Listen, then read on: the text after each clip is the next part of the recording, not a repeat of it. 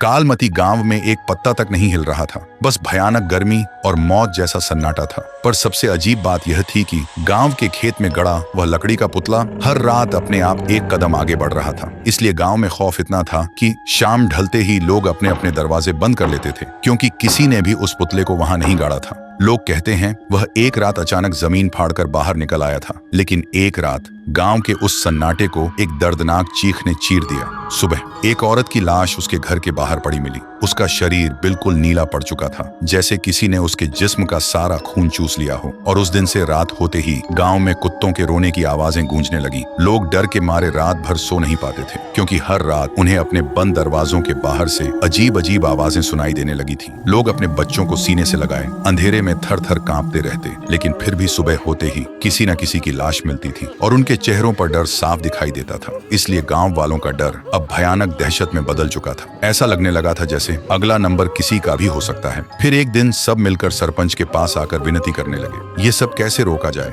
गांव वालों की दहशत देखकर सरपंच ने आखिरकार रात में एक तांत्रिक को बुलाया। तांत्रिक ने आते ही महसूस किया जैसे किसी ने वहां की हवा से जिंदगी ही निचोड़ ली हो। फिर वह अपनी आंखें बंद करता है और देखता है कि कुछ वक्त पहले चांदनी नाम की लड़की अपनी बीमार माँ के लिए रात के अंधेरे में दूसरे गांव से वैद्य को बुलाने जा रही थी। लेकिन कुछ दूर जाते ही उसके सामने सरपंच का बेटा आया और उसके साथ दरिंदगी की। फिर उसे मारकर खेत में फेंक दिया। उधर बेटी के इंतजार में बीमार माँ ने भी तड़प कर दम तोड़ दिया। लेकिन चांदनी की आत्मा बदले की आग में उस खेत में रखे उस पुतले में कैद हो गई थी और तब से वह पूरे गांव को मिटा देना चाहती है। यह नजारा देखकर तांत्रिक की रूह कांप उठी। फिर उसने गांव वालों के सामने सारा सच बता दिया। सच सुनते ही सरपंच का सिर शर्म के मारे झुक गया। अगली सुबह गांव वालों की भीड़ उस खेत के किनारे खड़ी थी। भीड़ के आगे सरपंच था और उसके पैरों में गिड़गिड़ाता हुआ उसका अपना बेटा। सरपंच की आंखों में आंसू थे, पर हाथ में एक कुल्हाड़ी थी। तभी उसने एक झटके में अपने ही बेटे का सिर धड़ से अलग कर दिया। खून के छींटे सीधा उस पुतले पर जा गिरे और सरपंच घुटनों के बल जमीन पर गिरकर रोते हुए बोला, तेरा बदला पूरा हुआ चांदनी। इस पापी खून से अपनी प्यास बुझा ले और इस गांव को बख्श दे। तभी